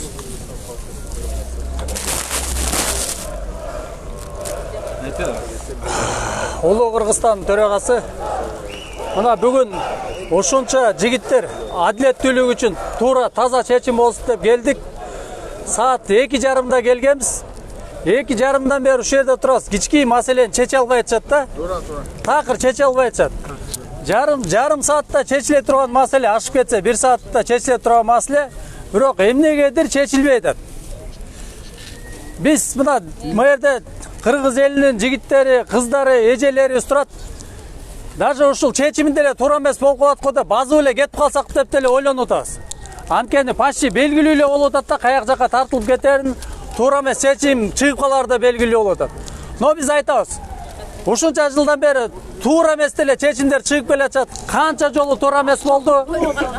Туура эмес болсо деле биз эл билебиз, что кандай болуп калганын, туурабы, Элди көндүргөндө. Но үмүт менен мына телевизордо дагы, жер айылдарда, шаарда карапайым элдин баары күтүп атат. Ушул сотубуз акыйкат чечим алабы деп. Чечим ала албаса, анда белгилүү эле, туурабы, кандай чечим болгону. Анда биздин сотторго уят, туурабы? Сураттарга уятпы? Чечимин күтүп туралы. Рахмат. Мына кел, сиз дагы айтып коюңуз. Кел, биякта айтып койсун эжекеңиз дагы. Трибуна ачып алайын дебеймби? Тааныштырып койгула. Активист. Активистка. Жарандык коом өзү эле. Мекенчил партиясы. Мекенчил партиясынан, мен Мекенчил партиясынан баарыңыздар билесиздер, Мекенчил партиясын чыныгы баягы кыргыздын чортаман элдери куруп келген. Бул жерде дагы Мекенчилдердин башында Садыр Жапаров турганын билесиздер. Ал адам дагы кыргыз элинин кени ушул урпактарга иштесин деген үчүн күрөшкөн. Бирок мына азыркындай эле мыйзам бузуулар болгон себебинен ал киши азыр түрмөдө жатат. Буга чейин сиздер да билесиздер, Мекенчилдер 3 жылдан бери соттон сотко сүдүрөлүп, 2 мартта өзүңүздөр көрдүңүздөр, иттерге талансак дагы биз эл алдында ушул акыйкатсыз орносун деп чыкканбыз. Мен ойлойм, ар бириңиздердин биз кол дагы топтогонбуз, акыйкатчылык орносун деп. Ар бириңиздердин тургандардын колунда болуш керек ошол жерде. 3 жылдан бери ушул акыйкатчылыкты орното албай келебиз. Мына азыр дагы чыныгы ат салушунун башында мыйзам бузуулар болуп атат. эгерде азыр сот өкүлдөрү БШКнын чыгарган чечимин кайтарып кайра Кыргызстан партиясын эгерде өткөзүп жиберген болсо, анда алдыда боло турган күрөшүүлөр дагы изначально уже бар жогу таза өтпөйт белгилүү болуп калды. Бирок урматтуу мына элим, жогору жакта турган чоңдор, сиздер ойлобоңуздар, 30 жыл баштагыдай кыргыз эли момун эмес. Ар биринин колунда интернет бар, телефон бар. Бар жогун акыйкат көрүп турабыз. Мындан нары кыргыз эли эч качан көзүн жумуп турбайт. Биз энелер урпактардын жолун сиздерге жедирбейбиз. Урпактар үчүн акыйкатчы орнош керек. Мына кызыбызга кол чапкал кай. Мен ойлойм, эгерде бүгүнкү күндөн баштап соттор акыйкат чечим чыгарып, мына мыйзам чындыгында иштей турган болсо, анда эмесем ар бир ушул жерде турган мыйзамды оң жагына иштесин деген уулдар Кудай кааласа алдыда кыргыз элине бир жакшы экен. Сиздер дагы барып ушул кен үчүн күрөшөм деген болсоңуздар, сиздерди дагы эртеңки күнү Садыр Жапаровдай кылып камап коюшуна эч кандай неме жок. Ушул күндөн баштап мен ойлойм акыйкатчылык орносун деп. Gel. Атамекен партиясынын мүчөсү Тилек Токтогазиев. Эми урматтуу туугандар, азыркы учурда мен оюмча бүгүн бизде бул мындай тарыхый бир күн болуп атат.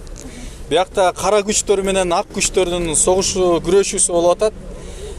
Биякта мындай мыйзамдуулуктун бүгүнкү күндөн баштап иштейт деп ишенимибиз бар. Биз бир эле нерсени талап кылыш керекпиз. Ар кандай бир уурулардын, ар кандай бир кишилердин диктатурасын, коррупционерлердин диктатурасын токтотуп, мыйзамдуулуктун диктатурасын талап кылыш керекпиз да. Ошондой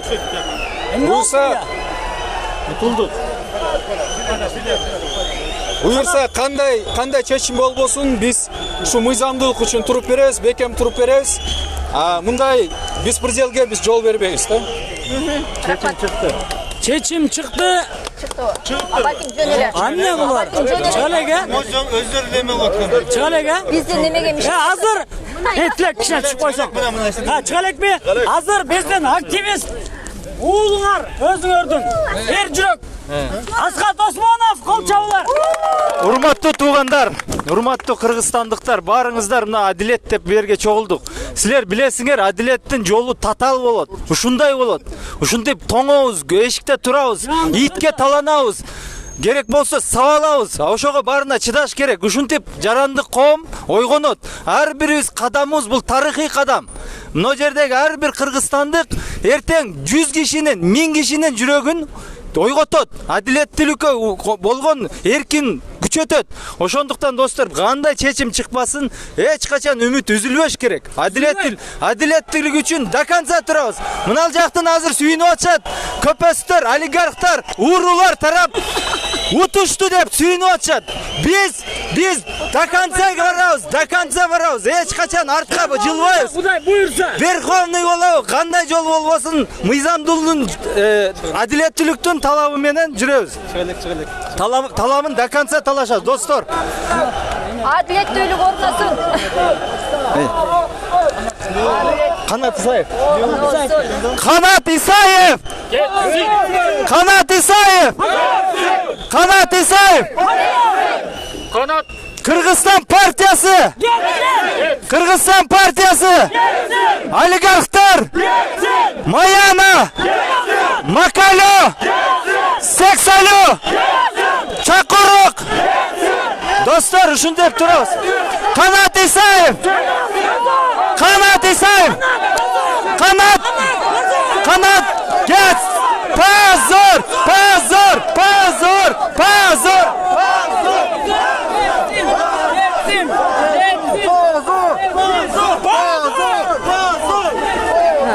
Сиягы чечим чыккандай, бирок кандай чечим чыккандыгын азыр бар өздөрүнөн угабыз.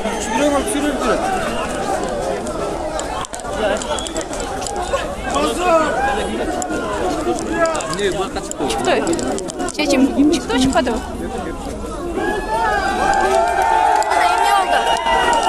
Эмнегедир Канат Исаевдин кетип атканын көрүп атабыз. Кандай чечим чыкканын билген жокпуз, Кудай жолуп чыкпасак. Эмне болду я? Чечим чыгып турбу? Айла. Колун көтөрүн. Победа!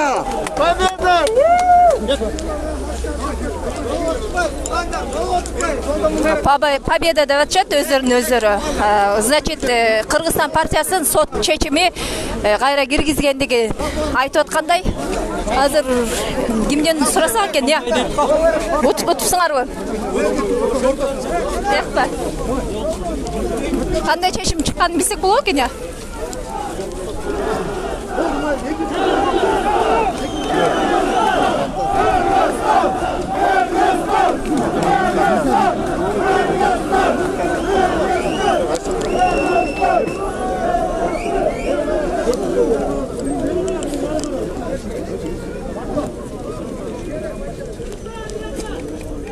Кыргызстан бияка дейт. Кыргызстан наракка кетти. Наракка кетип аткен Кыргызстан. Наракка кетип аткен Кыргызстан. Ооба, бул жактан өтөбүз.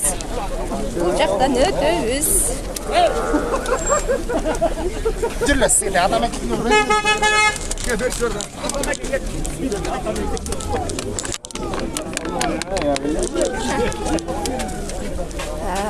Кыргызстан партиясын колдоп келгендер бул тарапта турат. Бирок толук чечимди эч ким айтпады. Азыр эле сиздерден интервью алып атканбыз. Ошондо кандай чечим чыгыптыр? Биз билбейт экенбиз Кыргызстанбыз.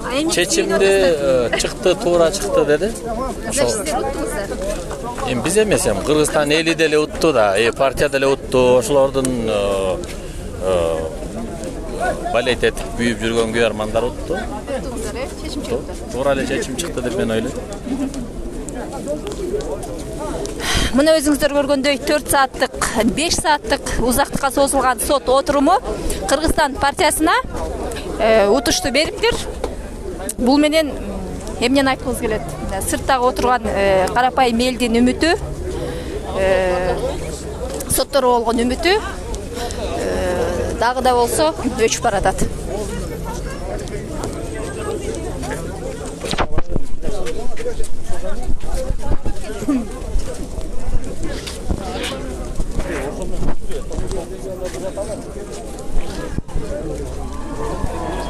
Ана сүйүнүп атчакка барайынчы шу жака.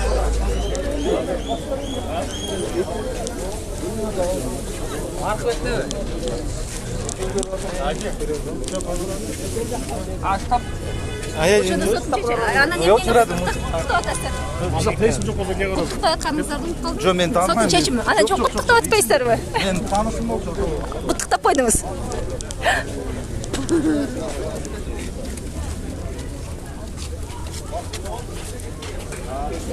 Саламатсыздарбы? Сот чечими кандай чыкты ошондо? Утканын даже айта албай атышат. Эмне себептен? Утту деп бири-бирин куттуктап атышат, бирок ачык эч ким интервью бере албай атат.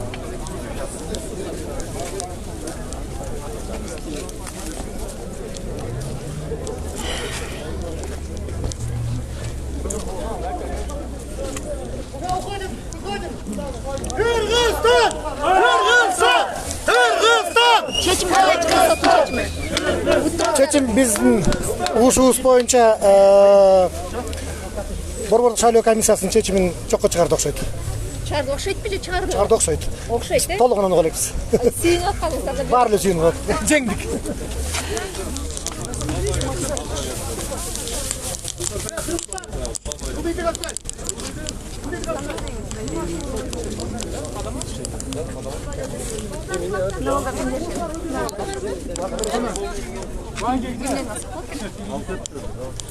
Сиздер ишкерден чыктыңыздарбы? Соттун чечими кандай Жок, болду? мен ишкерде эмесмин, местан чыктым. Соттун чечими кандай болгонун уктуңуздарбы? Жок, уккан жок. Сүйүнүп атасыздарбы? Конечно.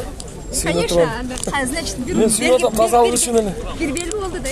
Белги болду, мен могу тазалык үчүн сүйүнүп атам. Карачы, элдер кандай тартиптүү, өзүнөн кийин баары жийип кетип атат. Ушул жакшы да, ушун үчүн сүйүнүп атам.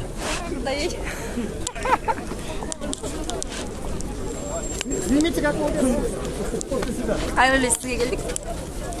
Сүйүнүп чыккандар болдубу? Уттук деп айта аласыздарбы? Ооба, уттук. Буюрса бизге сот адилеттик чечим кабыл алып берди. Рахмат. Буюрса шайлоодон дагы жакшы жыйынтык менен кайрадан электоратыбыз элибиз колдойт деген ишеничтебиз.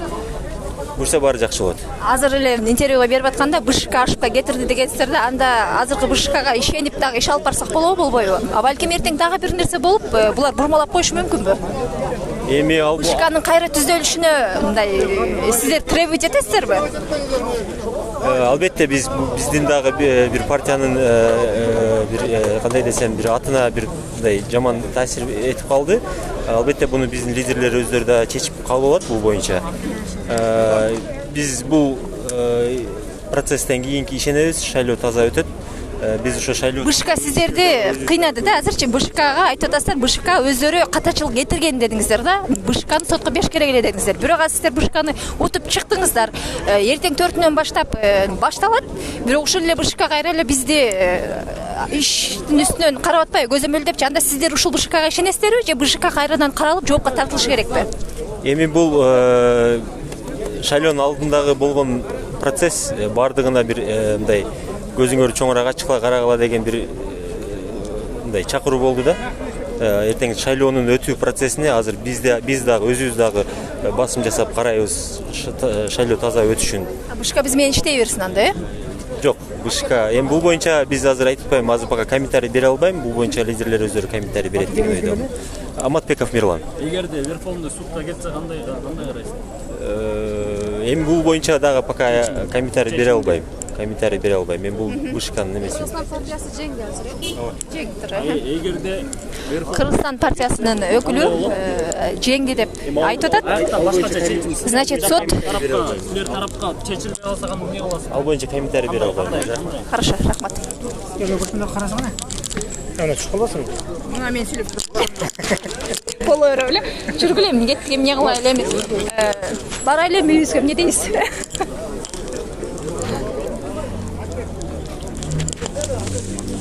Ай.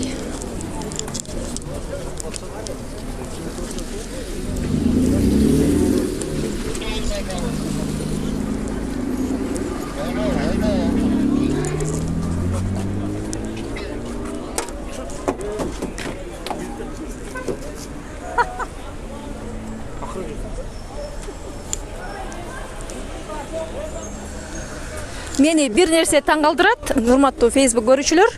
Азыр ушул жерде эки тарап болуп, баягы элдер дагы акыйкатчылыкты сурап келип, могу жакта эки бөлөк болуп турушту. Забордун аркы жагында Кыргызстан партиясынын колдоочулары турду. Мына өзүңүздөр көргөндөй милициялар эмнегедир Кыргызстан партиясынын өкүлдөрүн сактады дагы, коркунучтуу карапайым эл тараптан көргөндөй кылып мамиле кылып аткандыгы мага дагы таң калтырды. Булар эмнеден коркушту? Карапайым элден коркушту. Эмне себептен Кыргызстан партиясын сактады деген да ой келип атат да.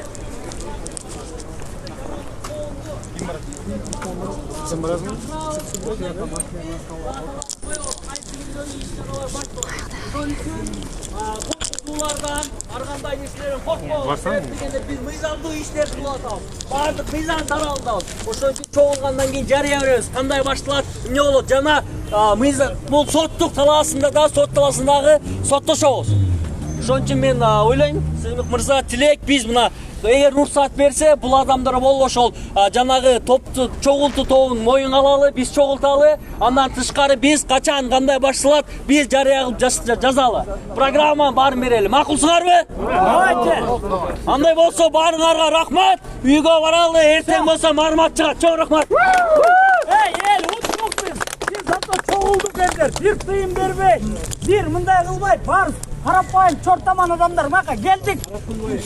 Арак куйбай, арак ичпей, тамак ичпей отурабыз, Кудай буйрса уттук жеңиш биздики болот. Гран пережо айтпегиле. Монча киши муну жеңиш мыйзам тарапта болот, мыйзам тарапта. Кандай болсо дагы кимди колдошубузду билдик. Достор, эми мен билбем ким кандай кылат, бирок мен уже азыркы моменттен баштап БШКнын алдына барам, ошол жакта болом. Пока мыйзам биз тарапка чейин, биздин бул тарапыбызды алмайынча, мыйзам иштемейинче мен аяктан кетпейм да. Ким кааласа кошулгула, ошол жакта турабыз, күтөбүз, чечебиз. Бул деген эми аягына чейин мыйзам, биз мыйзамдан чыкпайбыз. Мыйзамды эле талап кылып атабыз. Ошол үчүн келгиле муну эми азыр уктап, анан баарыңар эс алып, кийин эле эс алабыз. Азыркы аябай маанилүү момент. маанилүү момент. Биз деген муну азыр мындай ар кандай нерселерге бербей башка жакка буурап кетпеш керекпиз да. Ошол үчүн баарыңарды чакырам, келгиле ушу БШКнын алдында турабыз. Провокация кылбайт, эч ким жазабайт. Коркпош керекпиз. Мыйзам биз тарапта, ошол үчүн тияка барабыз. Ким кааласа ошол жакта турабыз. Ким колдоп атса келип мындай ысык чайдан эмелерден алып келип мындай биз срочный митингде турабыз. Болду. Чечиш керек бул маселени раз и навсегда. Олигархтардын партиясынан башкалар, олигархтын системасына каршылар. Барыңар биригишиңер керек да, чоң катат болот, кимге болот. Азыркы правленияга каршылар, башыңарды бириктиришиңер керек. Пролетариат, соединяйтесь. Күчтүк биримдикте. Соединяйтесь. Эркек жада күчтүк. Биз кайра эле расмий айтып коеюн. Мыйзамсыз эч нерсеге чакырган жокпуз. Баары мыйзамдын чегинде болуш керек. Ошол үчүн мөөнөтсүз митингге ошол БШКнын алдына чакырам баарыңарды. Келгиле өзүбүздүн мыйзамдуулук үчүн бекем туруп берели. Эч жакка качпайбыз, эч кимден коркпойбуз. Турабыз. Пока мыйзам иштемейинче биз өзүбүздүн позициябызды кетирбейбиз. Турабыз аягына чейин. БШКнын да жооп берсин. Биз каршыбыз. Мыйзам айтып атат, аякта мына кагазда жазылып турат, ошол тамгалар менен жазылып турат. Эгерде уполномоченный представитель документтерди алып келбесе, анда бул катталбайт. Булар алып келген жок. Буларда жана подтверждающий документ жок. Ошондуктан азыркы чечим кабыл алганы бул биз мен оюмча мындай туура эмес болуп калды да. Бул мыйзамдын бузуу. Одоно бузуу. Азыр митингге барабыз, митинг кылабыз. БШКнын алдында. БШК кайтарганда буну азыр кайра сот кайтарып берип атат да. Значит, буга же БШК жооп бериш керек. Түздөн түз. Ошо БШКнын алдында турабыз. БШКнын чыгарган чечими туура жана мыйзамдуу болчу биздин оюбузча. БШКныкы туура болду, эң туура болду. Жалгыз гана мыйзамдуу ошол чечим болду да. Бүгүнкү сот чыгарганы мен оюмча бул элге каршы болду, мыйзамдуулукка каршы болду. Ошол үчүн биз аягына чейин мыйзамдуулук үчүн аягына чейин туруш керекпиз. Эгерде азыр бир жакка кетебиз, анан эртең чечебиз десек, андай болбойт. Муну чечиш керекпиз. Биз аягына чейин турабыз. Бул деген жөн эле биякта бүт мыйзам жазылып турат. Мыйзамдуулукту эле талап кылабыз. Канча эгерде мындай үнүбүз угулат, угулганга чейин турабыз. Сиз талапкер катары келгениңизди туура деп эсептейсизби негизи? Мен биякта талапкер катары дагы, жаранда катары биз эң негизги нерсебиз мыйзамдуулукту сакташ керекпиз. Биз дагы партиянын атынан айтып атабыз. Мыйзамдуулук деген бул эң негизги нерсе. Мыйзам качан гана ушунтип тепкеленип эметип тура берсе, бизде эч качан өнүгүү болбойт. Бул деген бири-бирибиз менен коомдун ичинде сүйлөшүлгөн эрежелер. Эгерде эрежелер ушинтип одоно бузула берсе, анда эч кандай өнүгүү болбойт.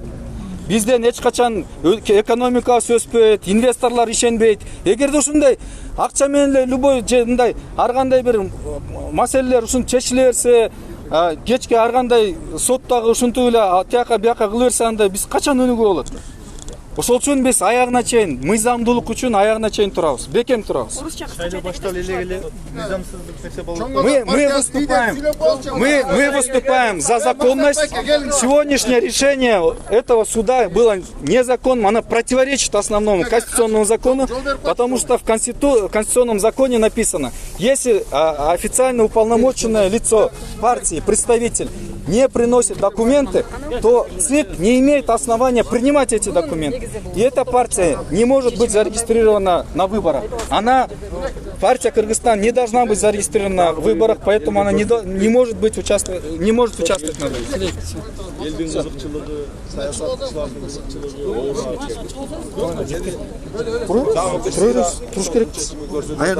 Кыргызстанда байлык, мансап эң негизги күч экенин, адамдардын деген мыйзамдын талабы азыр мына чечим кайра чыкты, баарыбыз көрдүк ошону. Бул чечимде эми баары деген кандай кабыл алат эч ким билбейт, бирок сот дагы бир сыйра элге көрсөттү кимдин тарабында экенин.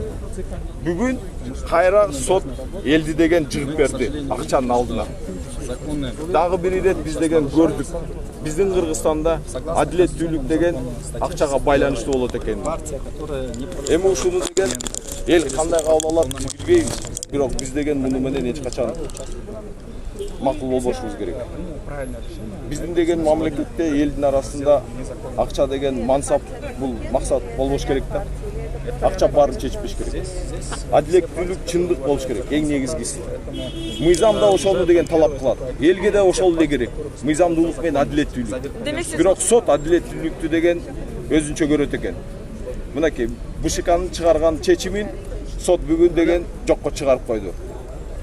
Ошол деген маселени баарыбыз талкуулайбыз кеңири. Бул кандай болду? Дилейген Борбордук шайлоо комиссиясынын комиссиясы бир кишинин чечими болгон эмес аякта. Комиссия чечкен чечимди бир сот тээп койду. Бир эле сот. Ошончо эми ошол деген БШКда отурган жанагы комиссиянын деген өкүлдөрү ушуну эми кантип кабыл алат? Азыр эми биз баарыбыз күтүп отурабыз. Борбордук шайлоо комиссиясы өзүнүн укугун, өзүнүн чыгарган чечимин кантип коргой алат? Ошону эми көрөбүз азыр. Өзүнүн чыгарган чечимин мынакей бул сотто коргой албай коюшту.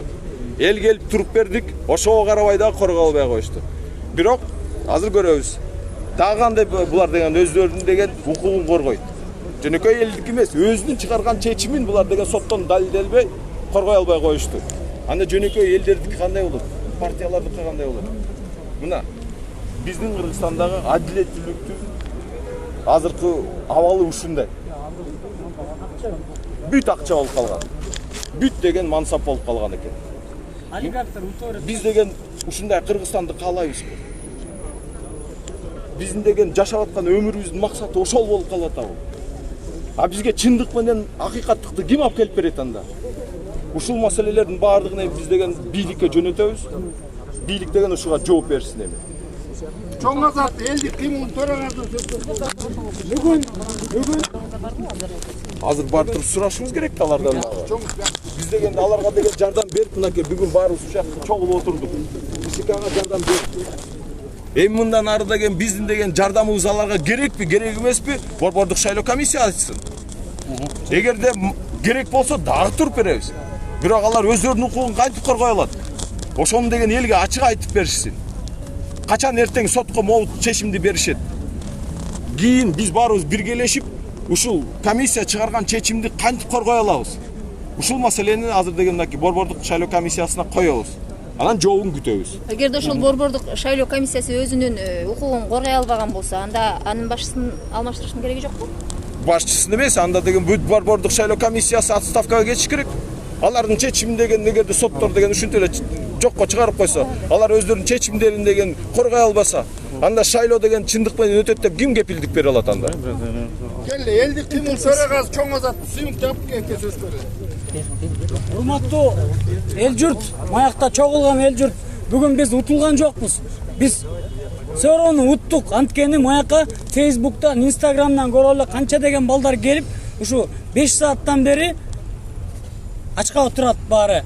Мына сот эч качан элге иштеген эмес, бүгүн да иштеген жок. Акчалуу олигархтар кайра эле утуп кетишти.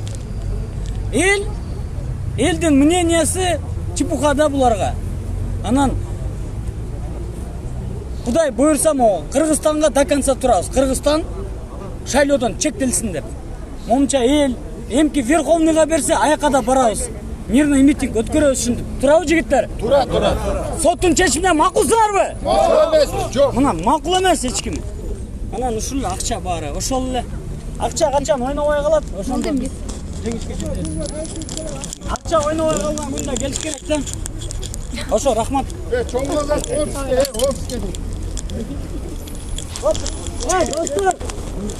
Все, рахмат баарыңарга. Кайра айт кой, эртең биз ошол. Эртең Кудай буйрса Facebook'та мында карап тургула жакшы, баарын айтабыз. БШКга барабызбы, каяка барабыз? Бирок БШКнын чечими туура болгон. Ушу соттун баарын караш керек болуп калды ушечи. Рахмат достор.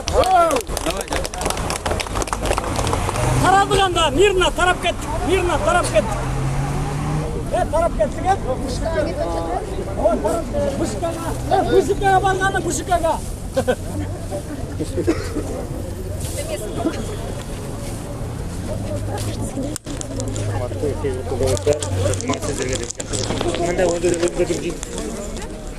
Урматтуу Facebook колдонуучулар, урматтуу кыргыз элим, баарыңыздар көп болуп карап отурасыздар. Бүгүнкү соттун чечими Кыргызстан партиясына чечип койду. Бирок бул жерде чогулган ар кайсы партиянын өкүлдөрү жана карапайым эл соттун чечими менен нааразычылыгын дагы да айтып келет. Азыр мына жерде дагы да айтып атышат. Биз аягына чейин турабыз, БШКга барабыз. БШК жокко чыгарган чечимди кайра ордуна коюш керек или БШКнын бүт составы кайрадан таркап чындыгында өзүнүн укугун коргой алган состав келиш керек деген ойдо калышты азыр элдер. Барыңыздарга аманчылык каалайм. Мен ойлойм, мындан кийин дагы мындай мыйзам бузуулар болбошу керек жана болбошун каалайм.